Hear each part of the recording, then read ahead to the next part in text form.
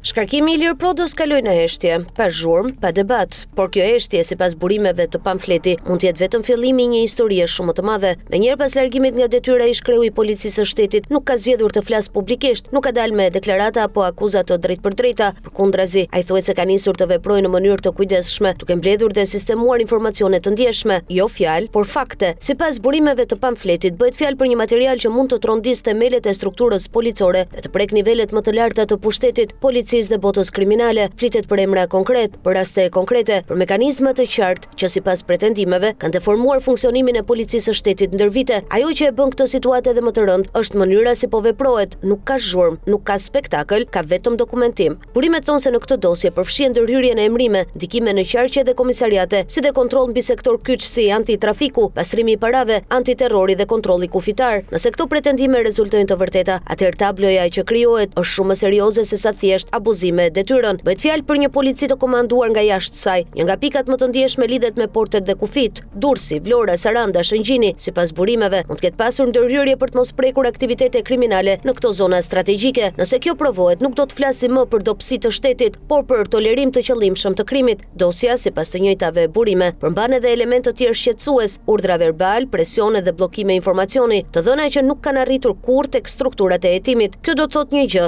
një sistem që pengon vetveten të funksionojë, dhe pesha e kësaj historie shtohet nga vetë personi në qendër të saj. Ilir Proda nuk është një figurë periferike, ai ka qenë pjesë e strukturave kyçe të policisë për rreth 2 dekada, ka parë nga brenda mënyrën si funksionon sistemi. Nëse ai flet, ai nuk flet si jashtëm, flet si dikush që e njeh mekanizmin në detaj. Prandaj kjo dosje po cilësohet si një kasaforte e zezë, një arkiv që mund të ekspozojë jo vetëm raste korrupsioni, por një strukturë të tërë ndikimi politik dhe kriminal mbi policinë. Deri tani nuk ka asnjë konfirmim zyrtar për ekzistencën e saj, por burimet këmbgulin se materiali ekziston dhe mund të ketë pasoja të mëdha. Kjo nuk është thjesht një histori akmarrjeje personale, kjo mund të jetë një alarm institucional, sepse nëse vërtetohet se policia është përdorur për të mbrojtur krimin dhe për të shërbyer interesave të pushtetit, atëherë nuk kemi më një problem individësh, kemi një krizë të vetë shtetit. Dhe pyetja që mbetet është vetëm një: a do të dalë kjo e vërtet në dritë, apo do të mbetet e mbyllur në errësirën e frikës dhe pazareve?